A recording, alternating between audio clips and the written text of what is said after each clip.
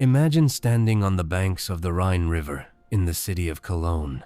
The water moves slowly past the riverbank, carrying wooden cargo boats filled with wine barrels, wool bales, pottery, and sacks of grain. The air smells of smoke from hearth fires and wet timber from the docks. Merchants shout across the busy quays while laborers unload cargo using ropes and wooden cranes.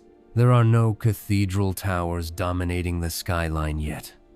No trains, no highways, no modern bridges crossing the river. But this place is still one of the most important cities in Northern Europe. If you were standing here around the year 1000, you would be in a city that had already been important for nearly 1,000 years. And the reason for that importance is simple: the Rhine. Even today, Cologne sits along one of Europe's most important rivers. But 1,000 years ago, rivers were not just useful, they were essential. Moving goods over land was slow, expensive, and dangerous. Moving them by water was far easier. The Rhine connected Northern Europe to the Alps, to Italy, and to the North Sea.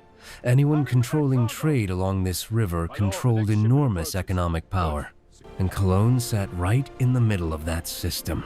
But the story of Cologne begins long before the Middle Ages. The city started as a Roman settlement. In the 1st century AD, the Romans founded a colony here called Times Colonia Claudia Ara Agrippinensium *. It was named after Agrippina the Younger, the mother of Emperor Nero, who was born in this region. Over time, the settlement grew into a major Roman city. Stone walls surrounded it. Straight streets divided neighborhoods. Public baths, temples, markets, and administrative buildings filled the urban center. For several centuries, Cologne was one of the most important Roman cities north of the Alps. But that Roman world did not last forever. In the 5th century, the Western Roman Empire collapsed. Roman political control disappeared from much of Western Europe.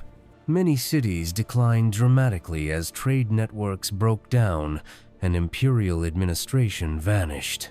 Some Roman cities nearly disappeared. But Cologne did something unusual. It survived. Part of the reason was its location. The Rhine remained a crucial transportation route even after Roman rule ended. Merchants still needed river ports, and Cologne already had the infrastructure. Another reason was religion. During the late Roman period, Christianity had already taken root in the city. By the early Middle Ages, Cologne had become an important episcopal center, meaning it was governed in many ways by its bishop. Around the year 1000, the Archbishop of Cologne was one of the most powerful church leaders in the Holy Roman Empire. This mattered enormously. In medieval Europe, bishops were not only religious leaders, they were often political rulers and major landowners. The archbishop controlled property, taxes, legal authority, and military resources. So Cologne was not just a city of merchants. It was also a center of church power. If you walked through the streets around the year 1000, you would immediately notice something different from the Roman city that once existed here. The Roman street grid still influenced the layout, but many buildings had changed. The massive Roman walls still surrounded much of the city. In fact, parts of those ancient fortifications continued to protect Cologne for centuries after the Roman Empire ended. But inside the walls, life looked very different from the Roman past. Most buildings were wooden. Stone construction existed, especially churches and some wealthy residences, but the majority of homes were made from timber frames with clay walls and thatched or wooden roofs. These houses stood close together along narrow streets. Fire was a constant danger in medieval cities, and Cologne was no exception. Streets were not paved in the modern sense. Some had stone surfaces dating back to Roman times, but many were uneven dirt paths that turned muddy in rain. Sanitation was basic.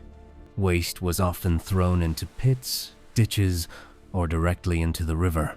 Animals moved through the streets. Chickens scratched in courtyards. Pigs sometimes wandered freely. But despite these conditions, Cologne was a busy and economically active place. Its population around the year 1000 may have been between 15,000 and 20,000 people, making it one of the larger cities north of the Alps. For comparison, many European towns at the time had only a few thousand residents. The reason people lived here was opportunity. Trade created jobs. Merchants brought goods from across Europe. Wine from the Rhine Valley, salt from Central Europe, cloth from Flanders, metals from mining regions, spices arriving indirectly through Mediterranean trade networks. Local craftsmen worked in workshops, producing everyday items, leather goods, tools, pottery, clothing, and household objects. If you walked through certain neighborhoods, you would hear the sounds of these trades everywhere. Hammers striking metal in blacksmith shops, woodworkers shaping beams and barrels, weavers operating looms inside narrow houses, tanners processing animal hides near the riverbanks where water was needed for their work.